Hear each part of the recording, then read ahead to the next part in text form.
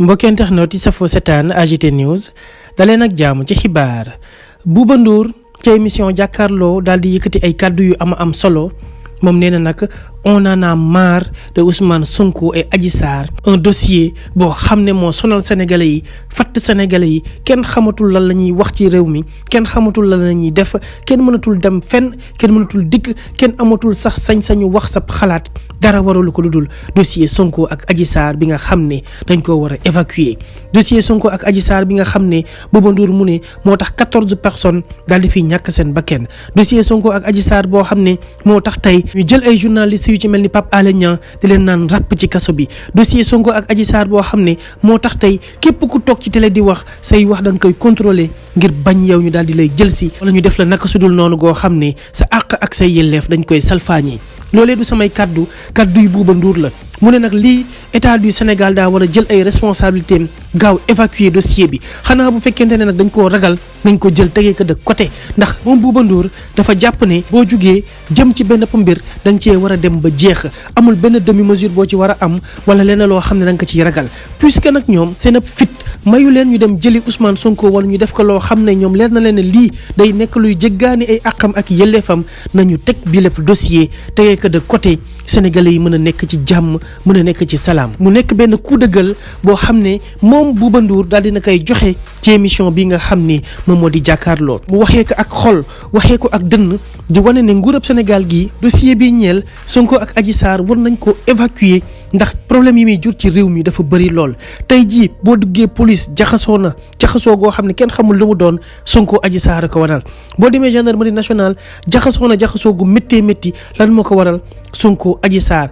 nga dem fële nga xam ne moo di parquet ci procureur yi fa ñuy ne nga fekk fa jaxasoo tamit gu doy waar goo xam ne Sonko ak Adji Sarr ñoom ñoo ko waral nga dem ci bépp institution fii ci réew mi na nga fay fekk jaxasoo boo xam ne dossier Sonko ak Adji Sarr moom moo ko waral. moo tax moom Bouba Ndour mu ne nag lii dafa war a dakk ci réew mi lii daa war a jeex ci réew mi sénégalais dañoo war a dund ci noflaay sénégalais dañoo war a am yeneen préoccupation yeneen sujet de débat yu dul Sonko Adji Sarr réew mi saa yi soo xëyee Sonko Adji Sarr la ñuy tudd te dara waralu ko lu dul état bi nga xam ne moo fi nekk war a évacuer boobu lépp dossier ndax ñoom ñoo ko yëkkatil seen bopp comme ni ko Ousmane Sonko waxee ne wàllum complot la kon nag nañu xool naka la ñuy def ba daal di koy évacuer ndax bëri na fi ay dossiers yu fi jaar yoo xam ne traîné wul comme dossier Sonko Adji Sarr bii ni mu traîné te traîné gi mu nekk di traîné moo waral suñu ay institution fi ñu toll nii ñu ngi dund ak subir loo xam ni jaaduwul te war naa mën a tax sénégalais yi daal di ciy jug taxaw ci def ci les efforts qu'il faut parce que président Macky Sall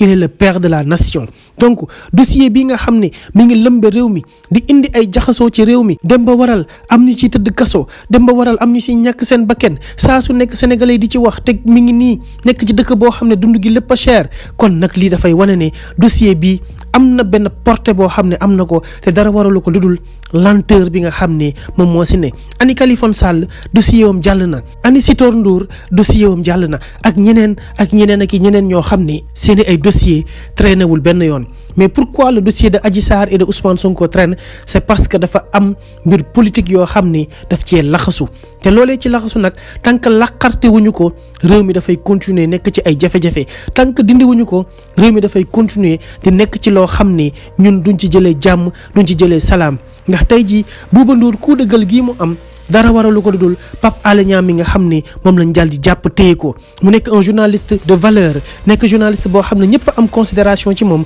Bouba Ndour mu ne Pape Alé Niang nekk na koo xam ne référence la waaye li nga xam ne moo jëm ci wàllum dossier bii di Sonko ak Adji Sarr dañ ko war a évacuer c'est un dossier à évacuer les Sénégalais en ont besoin les Sénégalais en ont marre j'en ai marre loolee mooy kàddu yu Bouba Ndour ci li nga xam ni moom moo di jàkkaarloo mu mer lool ci mbir mi ndax dafa gis ne injustice dëgg mi ngi am ci réew mi alors que ay futilité dong moom moo ko waral Ousmane Sonko ci discours am bii mu mujj mi ngi koy wax mi ngi naan ndaw ñi bu leen nangu kenn ku leen dugal ci loo xam ni ay wax yu kasaw la ay wax yu ñàkk fayda la dem leen ngeen xooli ji naka ngeen di def ngir mën a dox ci wàllum développement naka ngeen di def ngir seen personnalité ngeen gën koo forger naka ngeen di def ngir éthique ak déontologie ngeen koy dugal ci lépp loo xam ne ci ngeen di yëngu muy seen liggéey muy seen jàng muy apprentissage bu ngeen mënti def ak fépp foo xam ne rek yéen fay teew ndax da ngeen war a xam ne vous êtes des ambassadeurs du Sénégal te ëllëg kenn ku ci nekk ci ñun sa développement personnel boo ko dajalee ñu def ko benn développement collectif day nekk benn avancement pour le Sénégal nekk benn njëriñ goo xam ne Sénégalais yi dañ koy am. loolee nag mooy li nga xam ne Bouba Ndour daal dina koy gis moom itam ndax nee na moom position bi nga xam ne moom la Sénégal nekk jamono juñ toll nii nekkul position bu baax nekkul itam position boo xam ne dafay indi jàmm ci réew mi nekkul itam loo xam ne mën naa créer benn vivre ensemble bu neex waaye itam ñu mën a aspirer ci jëm ci wàllum développement li nga xam ne moom fi nekk nii fi ñu toll nii mënuñu koo assurer kon nag nañu xoolaat bu baax a baax fan la ñuy teg suñu tànk te suñu état na jël ay responsabilités am évacuer le dossier Sonko Adji Sarr on doit évacuer ce dossier-là concernant Sonko et Adji Sarr ndax amatul njëriñ ci réew mi amul lenn lu waral ñu mën a traîner boobu le dossier pendant plus d'une année boobu ba tey am ñu ci ñàkk seen bakken ñu nekk di ci dund ay tension gendarmerie nationale di ci jaxasoo police waxi noppi ñu am ay secret d'état yuy génn te mbay enquête interne yoo xam ne c'était gardé confidentiel di génn ci ay loxoy nguur di ñëw ci loxoy ñi nga xam ne ñoo di opposition dem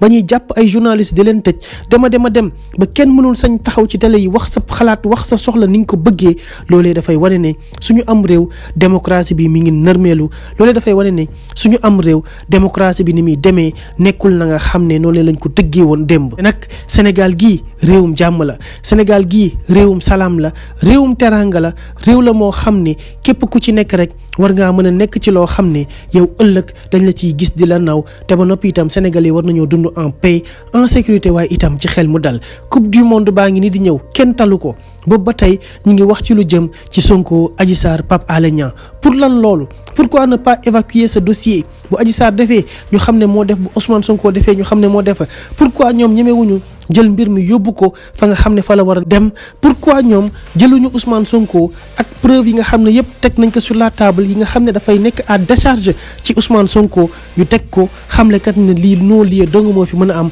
ñu évacuer dossier bi Sénégalais yëpp daal di noyyiwaat waaye loolu gënalul le président Macky Sall gënalul ministre de la justice am di Ismaïla Madior Fall gënalul ñi nga xam ne ñëpp ñoom ñoo nekk ci ab nguuram waaye nag loolee faw mu soppeeku faw mu changé Bouba Ndour nag yëkkati kàddu yi lay jagleel ko ñi nga xam ne ñoo di état du Sénégal jagleel ko itam tous les Sénégalais à ce que ñu jug xool naka la ñuy def ba suñu ab nation ñu daal di koy téye suñu ab loxo xool naka la ñuy def ba lépp loo xam ne dafa jëm ci wàllum Sénégal ak ni muy doxee ñu jéem koo xoolaat tëggaat ko toggaat ko pour ñëpp ñu àndandoo mën cee jëriñu ndax réew mi ni muy doxee nii bu fekkente ne nii lay continuer dinañ dëkk ci guuta te duñ jug ci ay jafe-jafe yoo xam ne dara du ko waral lu dul ñaari nit Sonko ak Adji Sarr moo waral moom Bouba Ndour comme na ma ko tàmbalee woon ci suñu ab jàngat mu ne li nga xam ne mooy ñeel dossier Sonko ak Adji Sarr on en a marre l'État doit l'évacuer te lépp nag xam nañ mbir mi fu mu féetee nekkut kenn ku dul état du Sénégal nga xam ne ñoom ñoo war a jël bi lépp dossier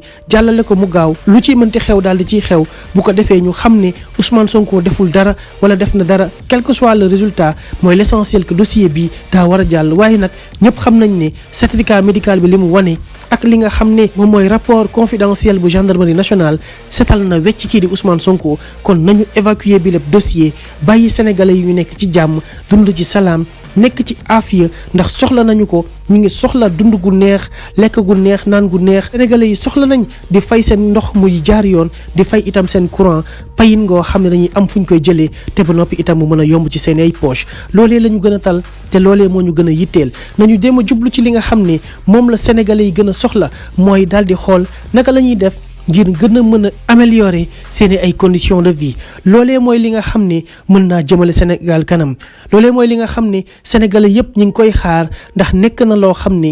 priorité la pour tout un Sénégalais priorité la pour tous les Sénégalais même de l'extérieur ndax ñoom ñëpp saa su nekk ci njàqare la ñuy dëkk waaye saa su nekk itam ñuy dégg lu ñàkk fayda loo xam ne moom mooy xew ci réew mi muy dossier Sonko ak Adji Sarr dossier bii nga xam ne amul benn poids dossier bii nga xam ne docteur yu mag yëpp wax nañ ci ne bi médecin bi génnee li nga xam ne moo di rapport médical bi di docteur Alfousseyni Gaye fa la dossier bi waroon yem warul woon sax dem la ñuy woowee instruction dossier bi dañ ko waroon classé sans suite warul woon sax dem ci ki nga xam ni moo di le juge d'instruction loolee nag mooy li nga xam ne moo xew ci suñu am réew ñu war cee jug Bouba Ndour daal di ci yëkkati ay kaddu yu ama am solo waxee ak xol waxee ak dënn moo tax ñun itam suñu ab jàngat ñu daal di koy defee nii. Bouba Ndour wax ji mu wax dafa nekk lu ama am solo Ousmane Sonko nañ ko bàyyi mu yeggali ab nemmeeku tuuram dem defi ji li jëm ci wàllum politique am lu mu ciy am mu am ko ci ñoom tamit luñ ciy perte ñu daal di ko ciy perte te xam ne ce sont les Sénégalais qui vont décider mais pas eux. ñoom ñooy jël décision boo xam ne Sénégalais dañ koy adopter. C'est tout à fait le contraire. Ce sont les Sénégalais qui vont décider de qui sera le prochain père de la nation ndax kat suñu Sénégal gi duñu nangu kenn duñu joxoñ fan la ñuy xool ak itam kan la ñuy déglu ak itam kan la ñuy fal. Sénégalais ñoom ñooy xoolal seen bopp te seen choix tàmbali nañ ko def yàgg na lool ku ci xool élection locale ak élection palum député di nga xam Sénégal yi seen orientation fan la nekk. mbokki internet yi safoo seetaan AGT News li moo nekkoon suñu jàngat abonné leen ci suñu chaîne saa su ne ngeen di am ay xibaar ak i jàngat yu wér te wóor.